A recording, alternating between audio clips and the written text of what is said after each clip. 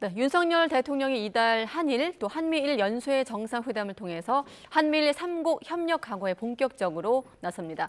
하지만 외교 성과를 놓고 정치권 공방 앞서 확인했듯이 여전한 상황입니다. 뿐만 아니라 여야 모두 녹취록에서 불거진 의혹 때문에 연일 소란스러운데요. 정치큐 오늘은 이재호 국민의힘 상임고문 또 이상민 민주당 의원 두 분과 함께하겠습니다. 안녕하십니까? 네, 안녕하세요. 예, 안녕하세요. 저희가 2주 만에 뵙는데 거의 매일 기사에 나오셔서 매일 방송한 것 같습니다. 오늘 준비한 질문이 많기 때문에 하나씩 서둘러서 질문 드리겠습니다. 먼저 방미 성과부터 짚을 텐데 저희도 뭐 다각적으로 외교 전문가 또 여야 정치인들로부터 워싱턴 선언에 대해서 평가를 들었습니다만 저는 두 분의 평가도 궁금하거든요. 어떻게 평가하십니까? 뭐 이번에 방미 성과는 그 핵 억제에 대해서 확실하게 네. 그 문서로 받은 거는 그건 뭐 좀 성과라고 볼 수가 있죠. 그러나 반면에 이 우리나라가 처해져 있는 지정학적 위치로 봐서는 핵 부분에 관해서는 결국은 안보는 핵 안보는 우리가 해야 되는 거지.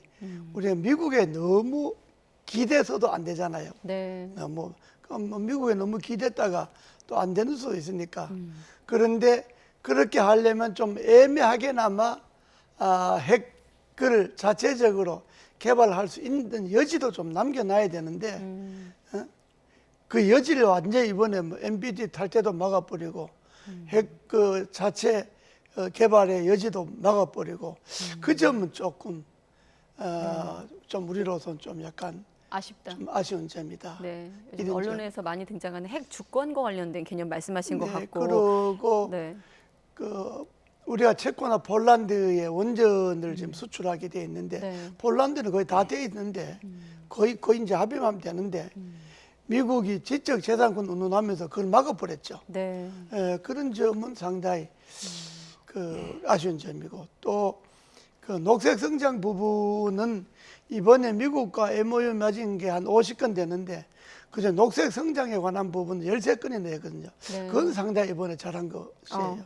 왜 녹색 성장은 우리나라가 거의 종주국에 가까우니까 그 점은 상당히 이번에 의미가 있는 점이고 네. 전반적으로 봐서 외형은 아주 화려하고 뭐 그럴듯하게 포장을 했는데 하나하나 들어가 보면 좀 아쉬운 점도 있죠. 네, 마침 아까 자막에서 대통령이 최강국 70년 동맹에 대해서 고맙다고 말해야 된다는 말로 성과를 자평하기도 했는데 의원님은 어떻게 평가하십니까? 예, 뭐 고맙고 뭐 섭섭하고 하는 거는 개인 사이도 뭐 얘기할 수 있고, 네. 그러나 이제 국가는 매우 국민들의 그 생존 번영권이 직결되는 문제이기 때문에 상당히 정밀하게 계산을 해야 되겠죠. 네. 이번에 좀 따져 보면 안보적 측면에서 보면 그 북핵 악화가 됨에 따라서 그 한미 간의 그 군사 동맹을 강화하고 특히 핵 강화 조치를 문서화했다라는 점에 말씀하신 대로 뭐 진일보한 측면이 있다고 생각됩니다. 네. 그러나 그걸 문서화했다고 해서 종전과 다를 바가 뭐가 있느냐? 그리고 실효성은 또 뭐냐?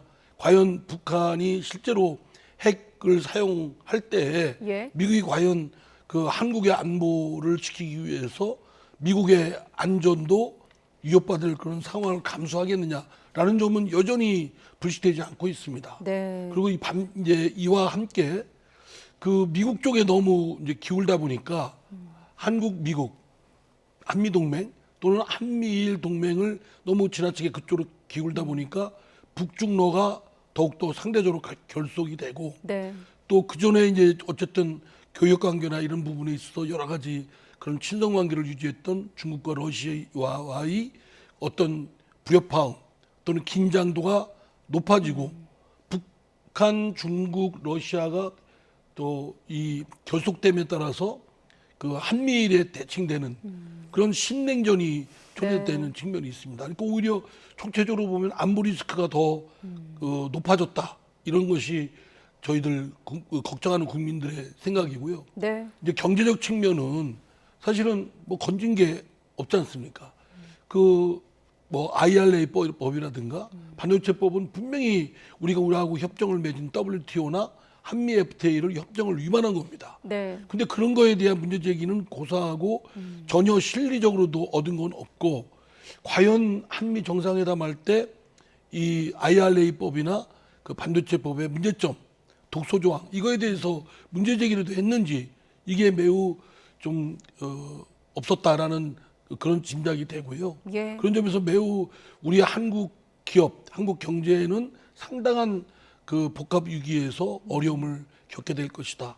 이런 걱정이 앞섭니다. 이런 분위기 속에서 한일 정상회담도 7일에 열릴 예정입니다. 아까 한미일 안보협력 결속 말씀하셨는데 어떻습니까? 일단 우리만 놓고 봤을 때는 한일 과거사에 대해서 일본의 성의 있는 조치, 사죄나 반성의 표명 여부가 관심인데 고모님은 어떻게 예상하십니까? 이번 한일 회담? 이번에 그 일본의 기시다 총리가 우리나라에 오지 않습니까? 네.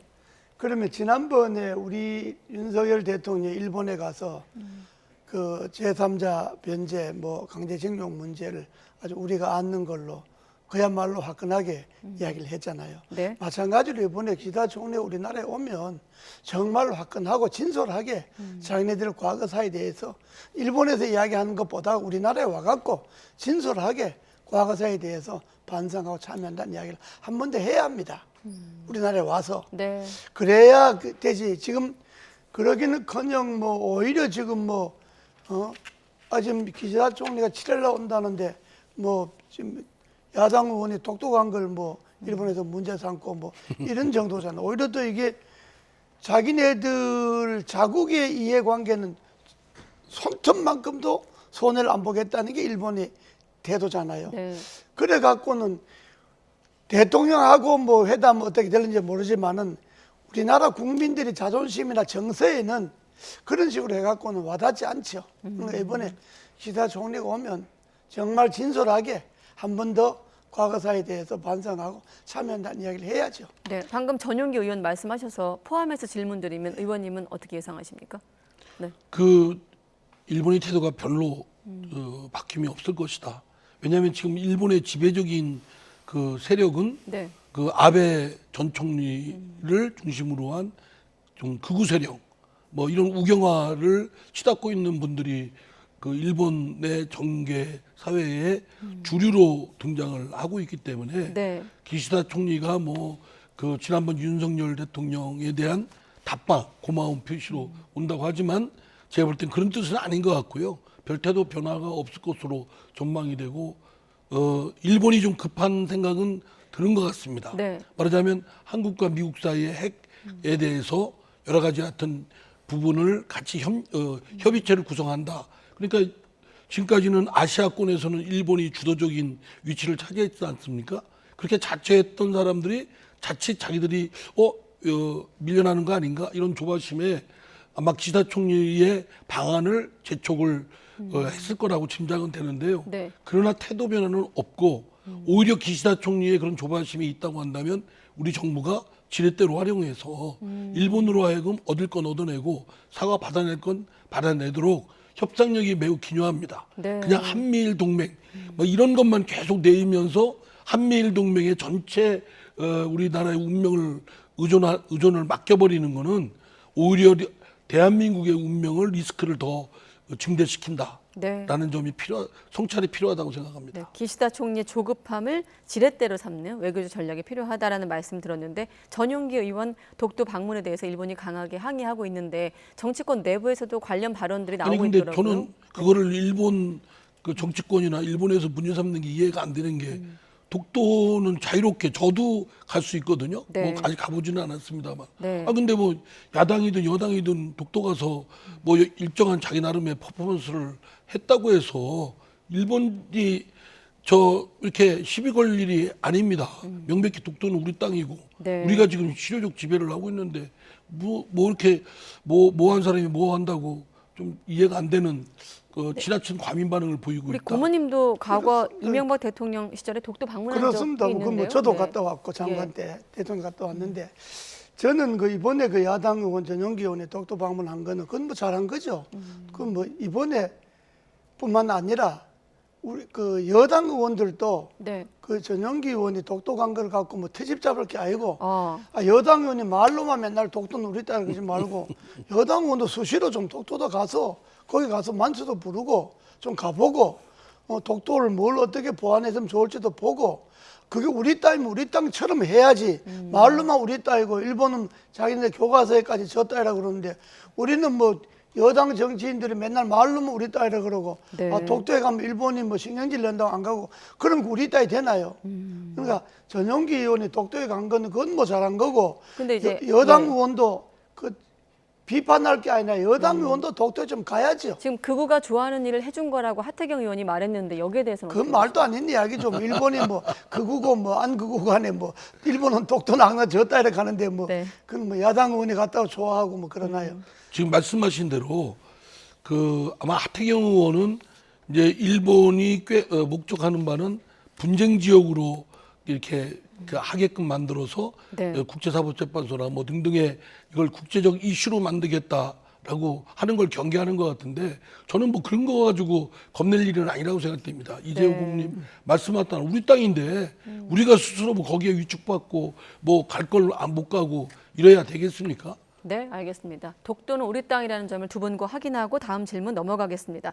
자, 녹취록 파문으로 좀 어수선한데 어떻습니까? 일단 녹취록 들으셨습니까? 최근에 그 당무 개입 논란이 불거진 태영호 최고위원 관련 녹취록 관련해서 어떻게 보고 계십니까? 요즘 뭐 녹취록이 하도 많이 나오니까 네, 그 태영호 녹취록 그거 말이죠. 네, 본인도 뭐 아이락하고 이진복 수석도 아이락하는데 그 내용을 보는 사람은 그게 아이라고 아무도 생각 안 하죠.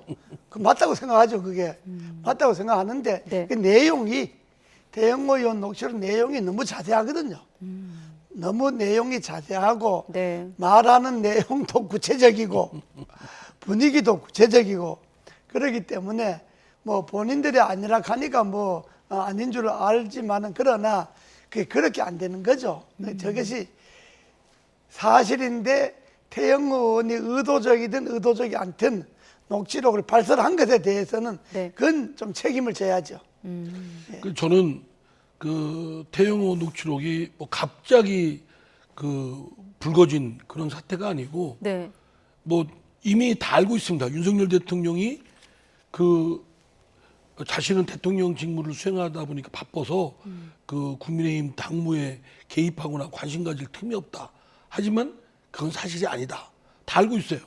윤심이 작동돼서 윤핵관이 뭐 극성을 부리고 지난 당대표 네. 그 멀쩡한 이준석 전 당대표도 내쫓고 뭐 아주 그냥 우여곡절 겪었잖아요. 네. 그리고 나서 새로운 당대표 뽑는데 뭐 누구는 나오지 마라. 누구는 뭐 나경원 의원은 나오려고 하는데 뭐 나오지 마라. 뭐 주저앉혔지 않습니까? 또 나온 그 안철수 의원은 국정의 회방꾼이다. 아주 그러면서 가지런히 정리해가지고 그 윤 대통령 마음에 드는 현 대표가 이제 되는데 윤심이 작용한 건 다 알고 있어요. 당무에 너무 일상적으로 개입하고 있다라고 다들 생각하고 있습니다. 그냥 비판하는 게 아니라. 그러면 뭐 저 최고위원하고 네. 정무수석이 대화 나누는데 그 테이프가 없다면 또 그런 생각을 그 지레짐작을 한다 이렇게 할 수 있겠지만 테이프까지 나와서 그렇게 하는데 대화 뭐 늘상 이거는 그 윤석열 대통령 또는 윤심의 당무에 대한 개입이 한번 이렇게 테이프로 표출된 것이다. 네. 이게 다 알고 있습니다. 네. 그러니까 이제는 그런 테이프까지 나왔으면 이제는 진짜 대통령도 조심하고 대통령실의 관계자들도 특히 조심해야 됩니다. 이렇게 나중에 형사처벌까지 받아요. 그런 일이 없어야 되지 않습니까? 네. 그러니까 그게 태영호 최고가 거짓말했다 그러는데 여당의 최고위원이 거짓말을 그렇게 쉽게 할 정도면 그 거짓말 자체가 문제잖아요. 네. 그리고 그 녹취록의 내용이 지금 이 의원님 말씀하셨지만 그 대통령실 분위기로 봐야죠. 대통령실 분위기가 다음에 공천 대통령실에서 한다. 뭐 네. 이런 것을 그냥 간접적으로 밝혀주는 거니까 그거는 이번 그 문제에 대해서 그 대통령실에서도 아마 책임을 물어야 될 거예요. 알겠습니다. 정무수석도 책임을 묻고 대통령실 또 아까 이 의원님께서 윤심 또 아까 국정 회방꾼으로 지목됐다고 하니까 떠오르는 인물이 있습니다. 바로 안철수 의원인데 안철수 의원 포함해서 당내에서 나오고 있는 여러 갈래의 목소리를 듣고 또 이번 녹취록 논란 이어가겠습니다. 남한테 이야기할 게 아니고 본인께서 아무 일도 하지 않으시면 아무 일도 안 생길 텐데 참 우려스럽습니다. 이진복 정무수석에게 하신 말씀인 것 같습니다. 그리고 이것 자체가 헌법 위반 아니겠습니까? 예. 실제로도 그 전에 박근혜 대통령께서 이것 때문에 대법원 실형 판결을 받았습니다. 그렇죠. 그래서 이 일은 있어서는 안 되고요. 발 없는 말이 천리를 간다 그러는데 보좌진들끼리의 세계에서 많은 얘기들이 전달을 해요.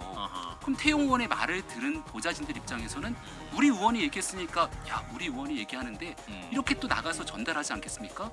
지금 얘기하고 있는 민주당으로부터 정치 공세 그리고 국민들로부터 받지 않아도 되는 오해들이 쌓일 수 있게 만들었으니 그 발언의 거짓말의 무게는 저는 매우 참 명백한 거짓말이다.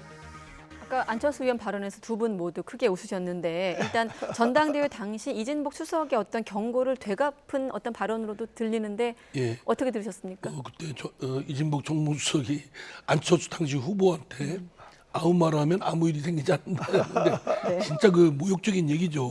감히 대통령실의 정무수석이 지금 공당에 아무리 네. 여당 전당대회에 당대표를 뽑는 그 선거에서 네. 그런 얘기를 한다는 건 모욕적인 것이고요. 어쨌든 그 바라보는 국민의 입장에서는 저걸 아주 비판적으로 냉소적으로 보지 않을 수가 없습니다. 지금 여권 내에서 똘똘 뭉쳐도 지금 시원찮은 아닙니까? 네. 지금 대통령 지지도도 거의 바닥이고 리더십도 다시 복원해서 국정을 잘 끌고 가야 되고 그러려면 여야 간의 협치도 잘 해야 되고 이런 과제가 산적해 있는데 저렇게 지금 여권이 그 국정을 책임지는 집권 세력이 내부에서는 저렇게 갈등과 대립이 증폭되니까 바라보는 야당 입장에서도 그 웃고만 있을 수는 없습니다. 네. 그러니까 이진복 수석이 지난번 전당대회 때 안철수 의원 보고 이야기한 거 있잖아요. 네. 아무 말 없으면 뭐 아무 말도 안 하면 아무 하면 일도 아무 안 일도 일어날 없다. 거라. 그 말은 대표 후보 사퇴하라 이 말이거든. 대표 후보 안 나가면 괜찮은데 왜 나갔냐 이 말 아닙니까? 저걸 안철수 의원이 되돌려 준 거는 정무수석 내놓으면 아무 일 없지 않냐 이 말이거든.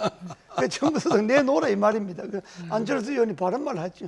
네, 저격을 한 것이다. 예. 유승민 전 의원 같은 경우는 태영호, 이진복 해명 둘 다 못 믿겠다라 그러면서 대통령실이 고발해야 된다고 그랬고 당 내에서는 이 논란 초기와 비교해서 좀 기류가 바뀌는 게 중징계가 필요하다는 쪽으로 좀 흘러가고 있기도 그렇습니다. 하거든요. 그래서 네. 고발까지는 그거에 뭐 할 거 없고 당내 문제인데 그러나 최고위원들을 둘이나 지금 중징계하게 생겼잖아요. 네. 최고위원 된 지도 뭐 2달도 채 안 돼 가는데 그러면 여당이 제 체면이 서겠습니까? 그러니까 중징계 받기 전에 두 사람들이 스스로 그만둬야 됩니다. 그래야 여당의 체면이라도 살리지. 저걸 윤리위원회에서 최고위원 둘을 지금 김재원, 태영호 둘을 중징계 해놓으면 저게 여당 꼴이 아니잖아요. 그러니까 두 사람이 막 오늘이라도 아이고 막 내 좀 자숙하겠다고 그만두는 것이 그게 바른 태도. 둘 다 그만둬야 됩니다. 예. 제가 보기에는 이제 네. 태영호 그 최고위원의 경우 이번 녹취록 건 때문에 중징계를 한다. 그러면 그 상대 대화자인 이진복 정무수석을 그냥 그대로 뒀다. 네. 이럴 때는 오히려 분란이 더 확대 재생산될 겁니다. 한 번에 책임 있는 사람들은 묻고 네. 대통령의 국정 기조를 확 바꿔야 됩니다. 야당과는 협치, 소통 강화 그리고 그 집권 세력 내에서 당무 개입하는 건 대통령을 포함해서 대통령실은 누구도 안 된다. 이런 엄벌로 일벌백계로 나가야 됩니다. 국정 기조를 바꿔야 된다고 하셨는데 마침 이제 정부 출범 1년을 앞두고 있는 시점이기도 하고 지금 이번 논란의 큰 틀의 어떤 프레임은 당무 개입 의혹 논란이거든요. 네. 지금의 이번 혼란을 수습할 어떤 주도권을 갖는다면 대통령실입니까? 당입니까? 대통령 이번 대통령실. 사태 네. 대통령은 당무 개입을 하지 않겠다는 다짐과 행동을 보여줘야 될 것이고요. 예. 당은 주도적으로 국정을 집권 여당으로서의 역할을 제대로 하겠다. 네. 뭐 말하자면 용산의 대통령실이나 대통령의 신김만 살피는 그런 출장소로 전락되지 않겠다. 이런 굳은 각오를 김기현 당대표 최고위원들이 보여줘야죠. 그렇습니다. 이게 대통령실이 당무 개입을 안 하겠다는 의지를 밝히려면 이진복 정무수석을 그만두게 해야 되고 사표를 받아야 되고 네. 당이 공천은 당이 한다는 것을 확실하게 보여주려면 태영호 의원의 사표를 받아야죠. 네, 알겠습니다. 자, 녹취록 때문에 곤란한 건 민주당도 마찬가지인데 어제 윤관석 의원 또 이성만 의원이 자진 탈당 형식으로 물러났거든요. 이제 의총 앞두고 이 의원님께서 마침 또 방송과 인터뷰에서 두 의원을 향해서 그대로 전하면 찝찝한 상태다라는 표현을 쓰셨어요. 네. 어떤 의미인가요? 아니 그러니까 사람에 대해 누구든 그 제재를 가하려면 네. 불이익한 처분하려면 근거가 있어야 되거든요. 근데 근거 없이 그냥 방송에 녹음 테이프 나온 거 가지고 네. 말하자면 자진 탈당을 유도해서 결국은 탈당을 하게끔 했단 말이에요. 본인들은 억울하다고 합니다. 그리고 본인들은 탈당하고 싶지 않은데 탈당을 한 거예요.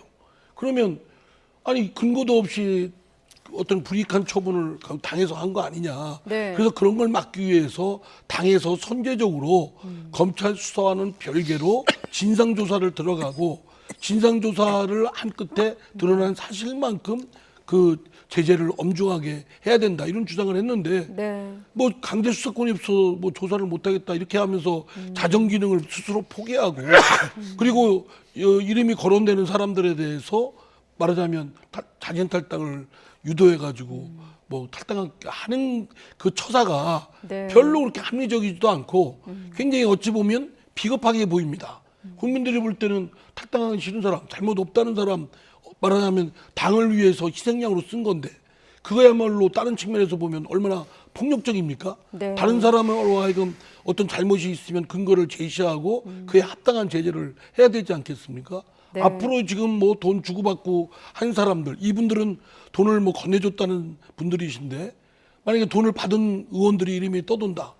그러면 그분들에 대해서도 지금 탈당을 권유할 겁니까? 네. 그런 걷잡을 수 없는 상황에 대해서는 원칙과 합리성을 갖고 해야 되는데 그것이 기본적인 매뉴얼인 그 당으로서의 진상조사에 나서는 거를 포기한 것은 매우 중대한 실책이고 네.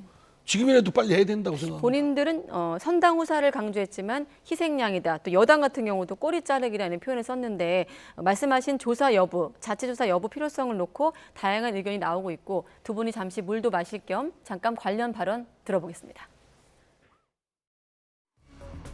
기획수사 이쪽의 방침이 찍을 게 아니라 저희 민주당의 도덕성의 실추 따라서 도덕성 회복 이쪽으로 답을 찾아야 된다. 지금 제 주위의 지역 보면은 음주운전 전과자나 사기 전과자 심지어 불륜을 저지르고도 남의 가정을 파괴한 그런 분들도 선거에 앞으로 출마하겠다고 주민들에게 행세를 하고 있거든요. 알겠습니다. 그래서 예.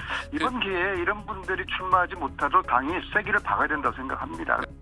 사실은 이제 국민의힘 측에서도 그렇고 언론에서도 그렇고 이걸 그렇게 정당히 하면 셀프 조사 아니냐라고 먼저 비판들이 많이 있어서 이것은 실제로 저희들이 뭐 조사의 한계도 있고 해서 오히려 검찰에서 빨리빨리 조사를 해서 그거를 진행하는 쪽이 그건 낫겠다 이렇게 봅니다. 아니 근데 네, 아무래도 이번 발언 중엔 안민석 의원 발언이 논란이고 그 발언에 대해서 장해찬 최고위원이 100% 찬성한다 이런 입장을 내기도 했는데 하실 말씀 있으실 것 같아요.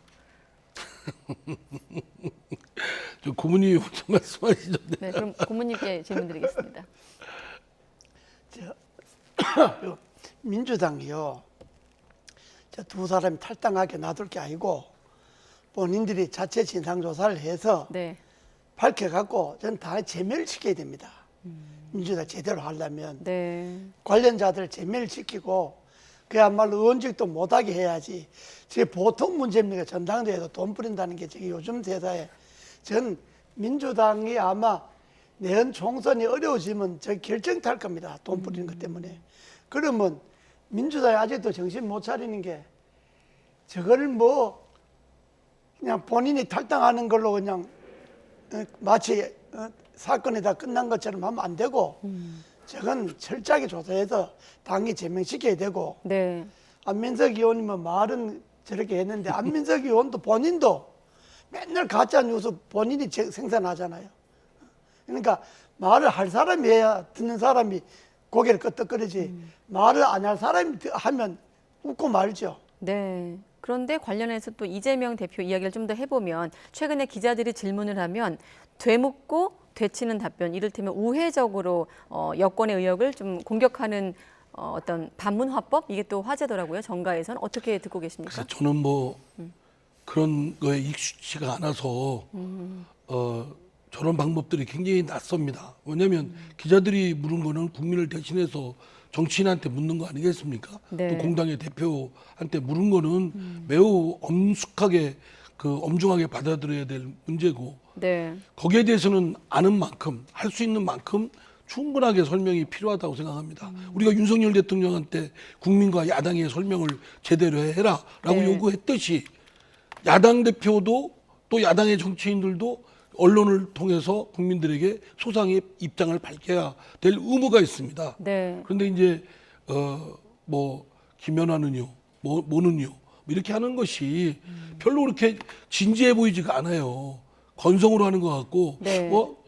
개인끼리도 저런 식으로 하면은 뭐 약올리나 뭐 비웃나 뭐 이렇게 무시당하는 느낌일 거라고 생각되거든요. 네. 그래서 저는 뭐 이재명 대표가 무슨 뜻이 있는지는 잘 모르겠습니다만 저는 아마 이제 그 수사의 형평성도 너무 치우쳐 있다.